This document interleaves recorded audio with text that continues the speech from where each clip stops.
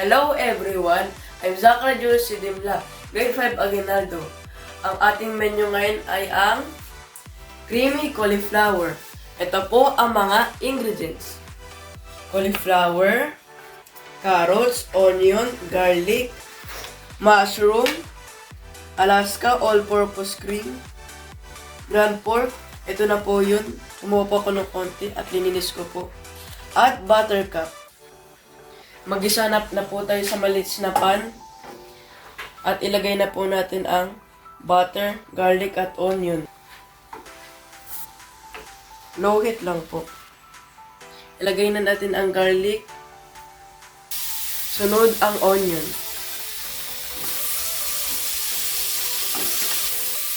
Hintayin natin maging brown.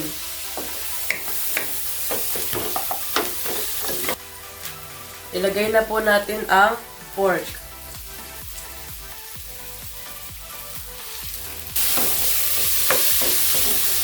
Mix po natin.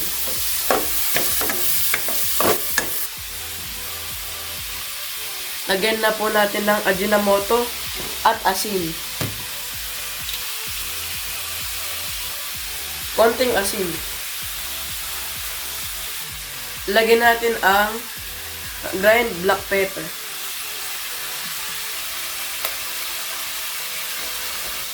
And then, konting garlic powder. Next, ilagay na po natin ang carrots.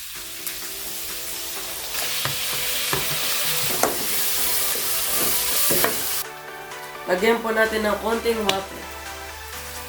Next, ilagay na po natin ang cauliflower. Lagyan natin ang mushroom.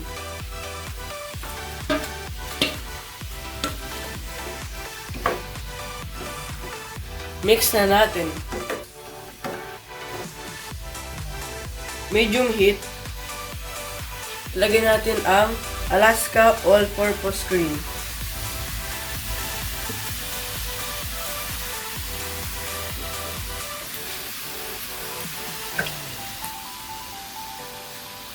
And then, haluin na natin.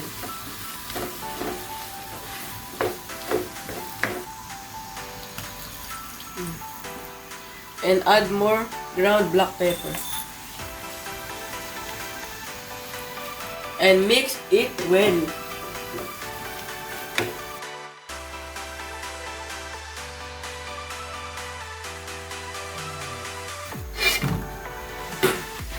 Let's put cover in 3 minutes.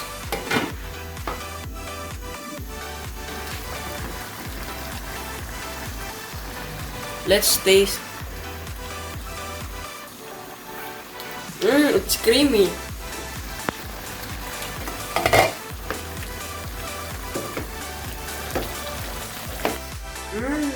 It's creamy, yummy.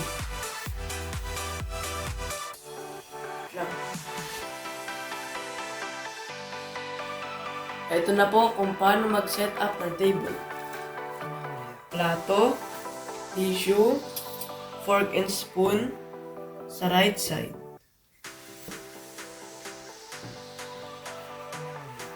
And last is table napkin.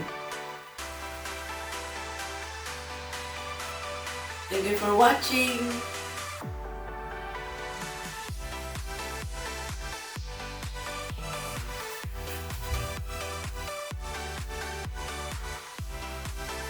Ito po ang paraan ng pagluluto at paghanda ng table